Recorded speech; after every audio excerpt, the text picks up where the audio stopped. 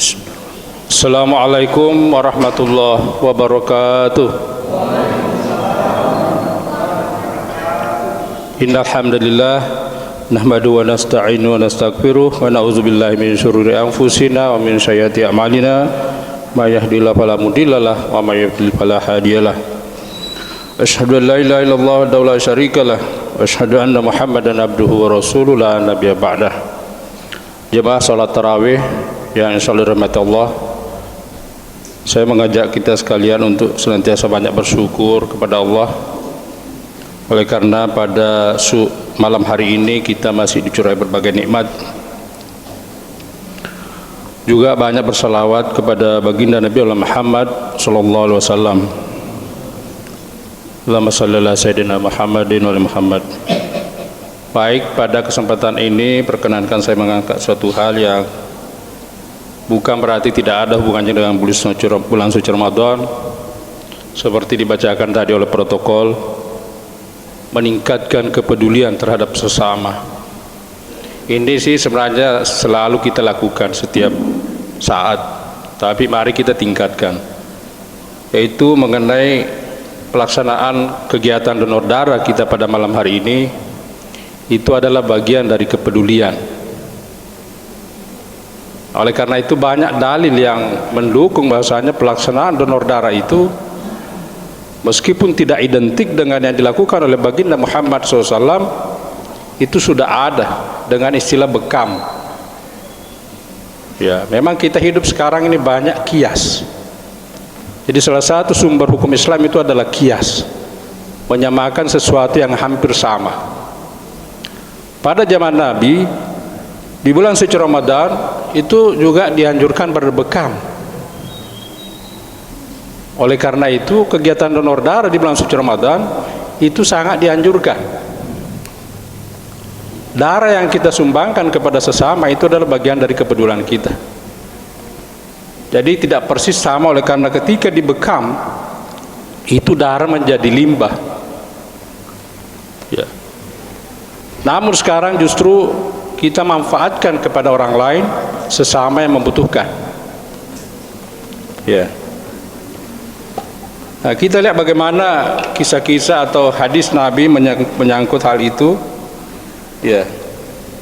Dari Ibnu Abbas radhiyallahu anhu berkata bahwa Nabi SAW berbekam dalam keadaan berihram dan berpuasa. Jadi kita malam ini tidak berpuasa, soalnya biar siang hari boleh kita melaksanakan donor darah.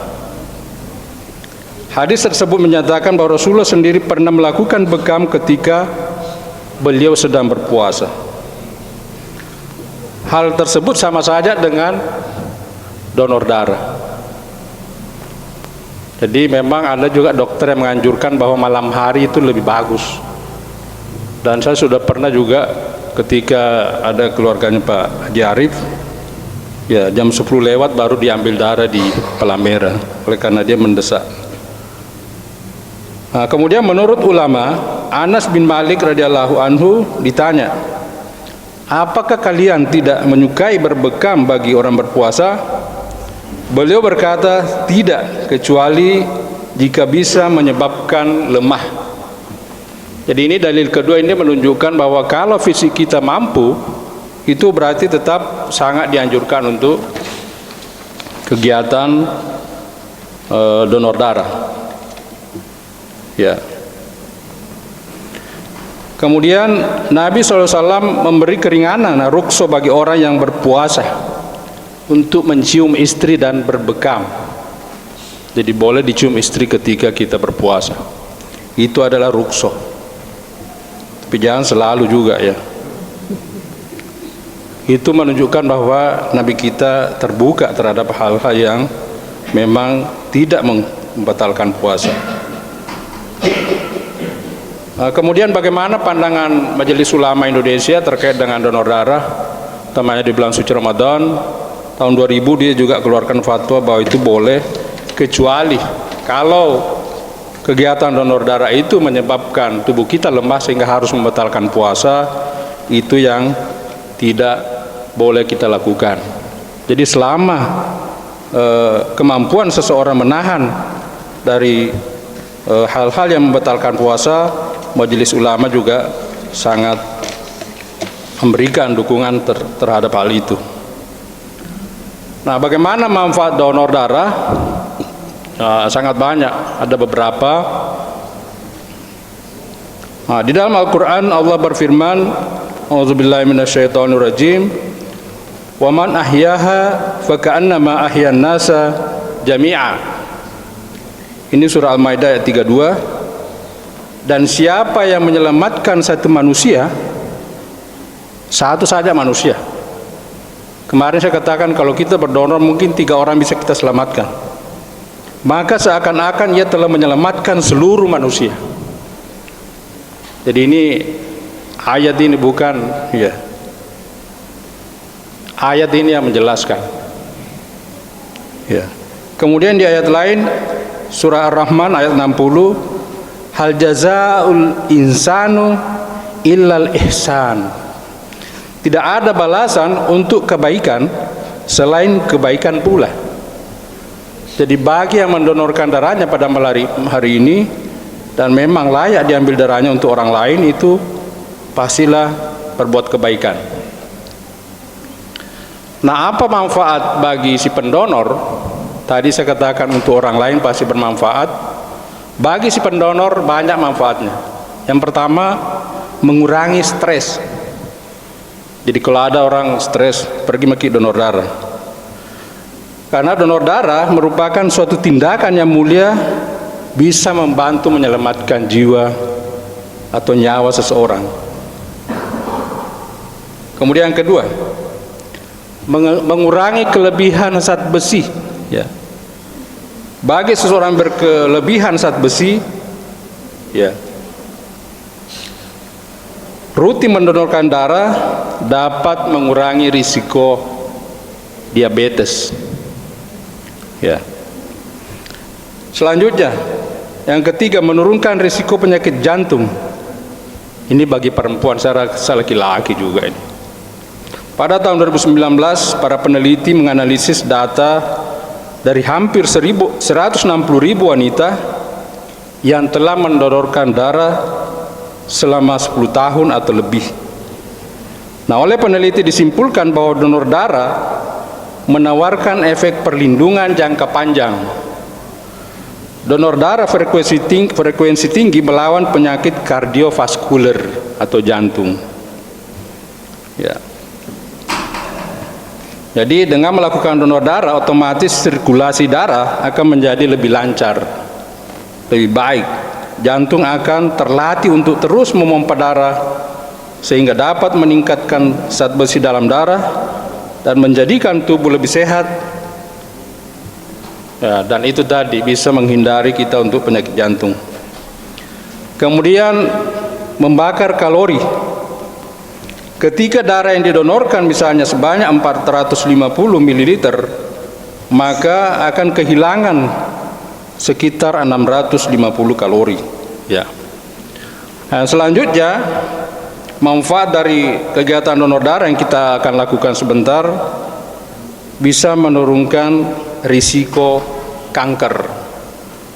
Bukan kantung kering, kanker, cancer.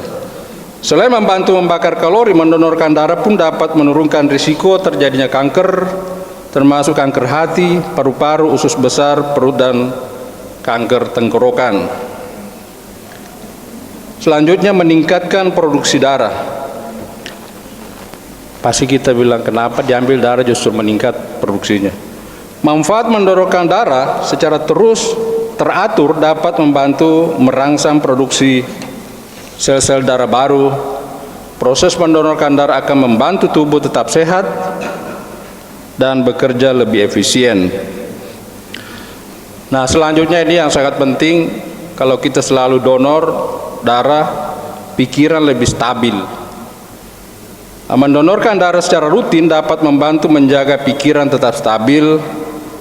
Inilah faktanya, dengan mendonorkan darah dapat membuat diri kita merasa lebih bahagia dan damai.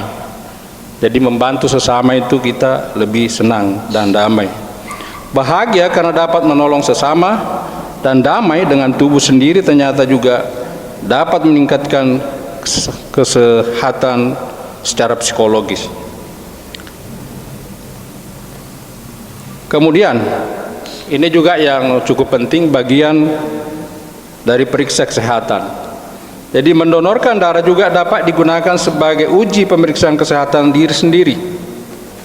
Ketika darah kita diambil oleh petugas dari unit transfusi darah, itu akan diperiksa. Dan kita harapkan juga dari UTD misalnya melaporkan bahwa darah Anda seperti ini kalau memang ada kelainan.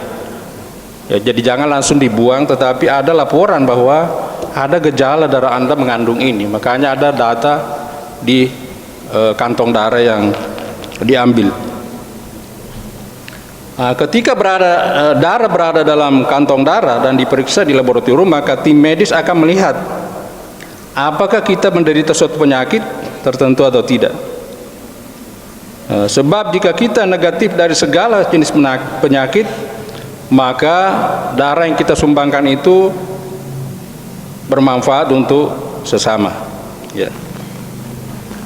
Kemudian menjadi langsia yang sehat. Jadi banyak juga fakta yang menunjukkan bahwa orang yang dari dulu, dari muda sejak awal atau memang dari 17 tahun senantiasa mendonorkan darahnya sampai usia yang layak masih dibolehkan oleh ahli kesehatan untuk diambil darahnya, itu dia akan lebih sehat meskipun usianya sudah lanjut. Nah, ini yang paling terakhir, ini yang sangat banyak juga kita alami di sini, menurunkan kolesterol. Mendonorkan darah secara rutin dapat menurunkan kolesterol, sehingga dapat membantu kita dalam mengurangi kadar kolesterol dalam tubuh. Dengan melakukan donor darah, kolesterol yang ada dalam darah secara tidak langsung akan berkurang bersama dengan keluarnya sebagian darah yang kita donorkan. Jadi itulah beberapa dalil dan atau hukum mengenai donor darah dan juga beberapa faedah atau keutamaan atau manfaat. Dan saya mengajak kita untuk melakukan itu, bukanlah saya tidak mau melanggar ayat lima taqulun wa ma la taf'alun. Artinya saya mengajak orang berusaha tidak melakukannya. Ya, alhamdulillah saya sudah baru 25 kali. Kalau Pak Ketua Amalia Ramadan itu sudah mungkin ratusan kali, saya baru 25 kali. Apalagi kita selama Covid kita tidak melaksanakan kegiatan donor darah, sehingga ada beberapa kali yang seharusnya kita laksanakan, tapi karena banyak aktivitas kita dibatasi, termasuk donor darah, ya, sehingga baru sampai sekian kali. Ya, karena dalam satu tahun itu kalau kita lihat 4 kali ya, atau 5 kali kalau 2 bulan, ya itu maksimal setahun. Ya, baik. Jadi itulah sengaja saya angkat hal ini supaya kita semakin peduli dengan orang lain yang membutuhkan darah kita. Dan ketika kita sudah tua baru mau mendonor, wassalam. Petugas kesehatan juga tidak mau ambil darah.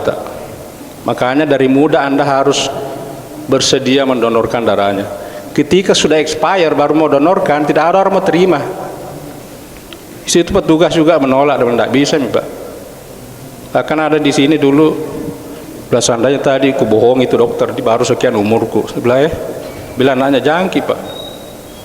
Jadi itu marilah dari kesempatan kita yang ada kita manfaatkan untuk membantu sesama dan tidak melanggar kaidah-kaidah kedokteran juga, sehingga dokter ataupun tim yang memang sudah ahli di bidangnya bisa mengambil darah kita dan bermanfaat untuk sesama. Saya kira seperti itu yang bisa saya sampaikan, dan saya harapkan kepada seluruh jemaah yang memang layak diambil darahnya untuk berpartisipasi pada malam hari ini. Dan tahun lalu alhamdulillah ada 37 kantong. Semoga ada bilang Pak Dokter bisa 40 lebih sama. Tapi itulah harapan ya. Jadi harapan kita seperti itu. Lebih dan kurangnya mohon dimaafkan. Wabillahi taufiq wal hidayah. Assalamualaikum warahmatullahi wabarakatuh.